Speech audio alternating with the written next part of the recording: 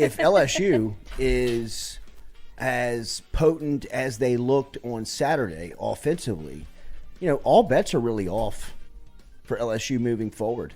I think that LSU was gaining a reputation of, being very conservative, not threatening on offense, and then they went and put the film down in Gainesville, and it's got people around the country paying attention and recognizing that LSU's got game breakers.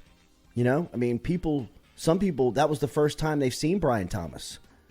For a lot of us, that was the first time we've seen Josh Williams play like that. That was the first time he had played like that. But he's capable of it, right? Kayshawn is going to, start to wake up, and that was good to see him with his first 100-yard game of the season. And, more importantly, I think Jayden Daniels and the relationship between Mike Denbrock, the play caller, seems to be evolving. And it seems to be finding an identity and what's comfortable for the quarterback to run.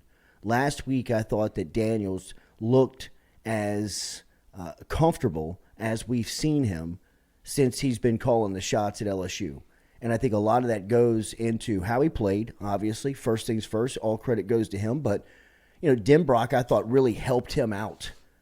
I thought the play calling, going back and watching it again, they committed to the RPO. They committed to the run-pass option. And I thought Daniels did a fantastic job of, at the mesh point, really kind of reading that thing, keeping it when he was needing and supposed to, and giving it when, when it was time to keep it in the running back's gut. But, you see how that can go wrong instantly. Just look in Knoxville. To Tennessee, Hendon Hooker and, his running back. That was, the first time that Alabama had really taken the lead in that game when Dallas Turner scooped that ball up off the RPO that, there was a little bit of confusion. I thought Jayden Daniels handled that really, really well on Saturday. And he looked comfortable doing that, leading up into the Florida game. That was my biggest concern. I know that was a lot of your concern out there, and just listening to the feedback and reading some of the comments of people, just talking about LSU's offense, was that everything looked difficult.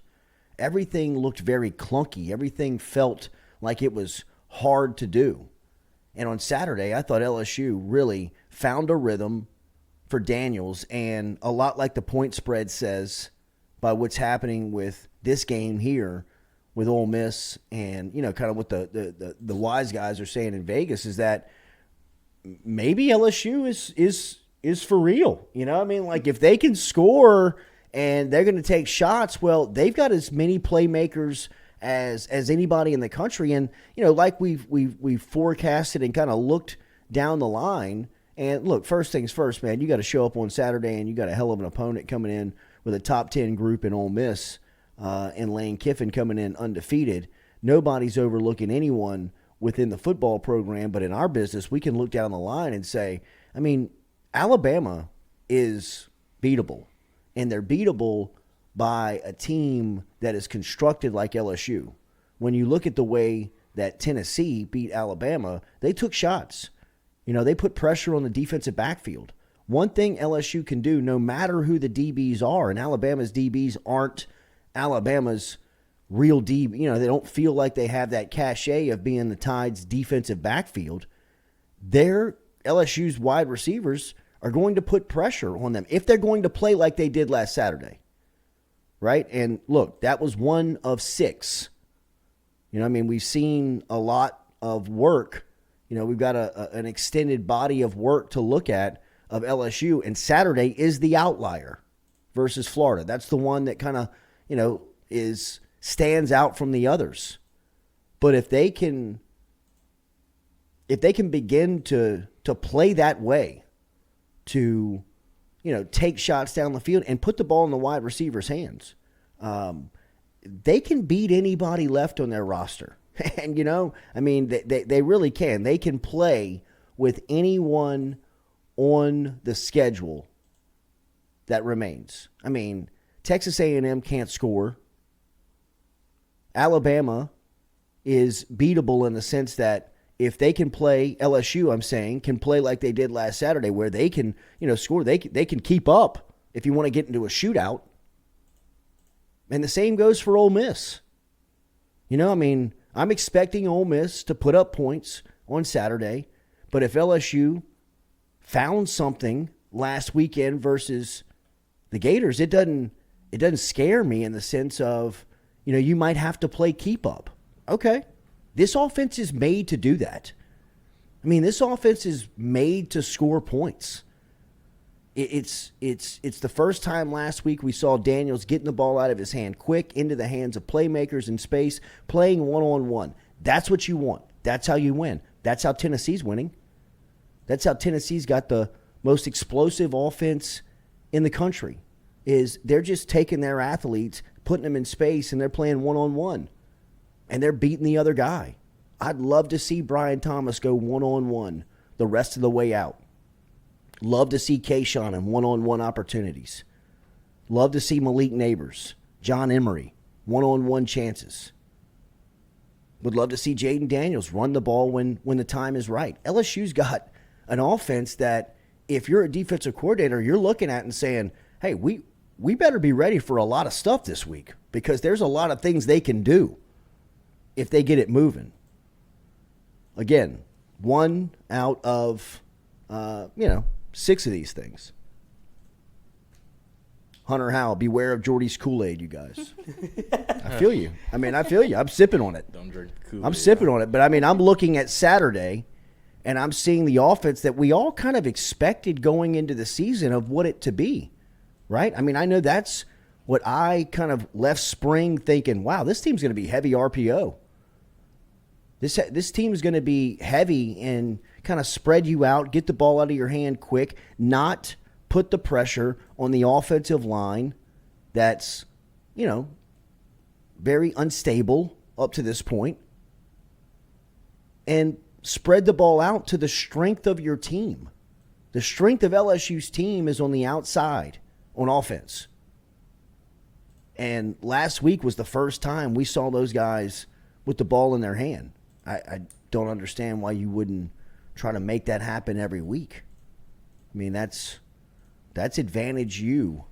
That's point spread swinging from +3 to -1.5, in my opinion.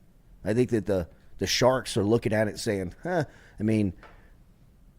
they could go score for score with them. It's not as if LSU's offense is dead like we thought it was 2 weeks ago. Is that more of an indictment on Florida's defense, or do you think that LSU has actually found something here? I think Florida's defense is bad. Yeah. I don't think that they were doing that against, Georgia by any means. But I think that LSU definitely found something in the sense of whether it was Tennessee, whether it was Florida, whether it's going to be Alabama down the line, if Brian Thomas is in one-on-one, throw it up, right? That's ideally what's going to happen. You gave him 2 50-50 balls on Saturday. He came down with both of them. He got jobbed on the second when he should have gotten credit for it, but, he's going to make the play. The more opportunities you can get Kayshawn early on to start to catch a rhythm, the more you'll probably see, 3 numbers by his name when you see yardage after the game. He'll probably be a 100-yard guy a week if you can get him going early like they did on Saturday. That's the strength of the offense. And you don't have to reinvent the wheel to get them the ball.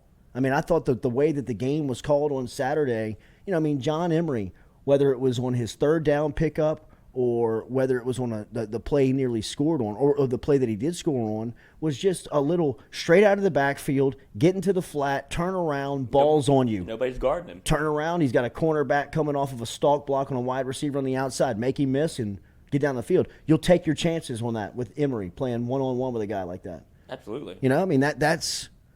That to me is who LSU was. That's why getting back in here on Tuesday morning after the Florida State game when they're taking 3-5, play action drop backs and trying to wait on these routes down the field to develop and asking Daniels to go 1, 2, 3, 4 behind an offensive line that's featuring transfers and true freshmen.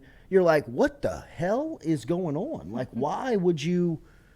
That's not who you are, you know. And it looked like through all the open practices in the lead up that you didn't think that's who you were. I mean, there was a lot of RPO, there was a lot of quick spread, tempo, attack type stuff that LSU looked very comfortable in doing, or it definitely looked like they were trying to install to master. I mean, what were we saying even before the Florida game? We were saying, what is LSU's identity offensively? And I feel like you take from what you will from the Florida game, but it feels like they found at least something that they can, you know, hang their hat on, whether it be the run game or the quick game, but just something that finally feels like they're comfortable doing. It looks like, I mean, it was the polar opposite of what you saw against Tennessee, where it was so fractured, and this looked so much more. It looked so much smoother. It was so like, okay, LSU feels like they can win this way. That's what it looked like. Yeah, it looks like they finally caught a rhythm a little bit. They look like a completely different team. Yeah, it's two from different Florida teams. State. Like from thinking back on that God. game and now, It feels like a decade ago. It does. It feels like 10 years ago. It really does.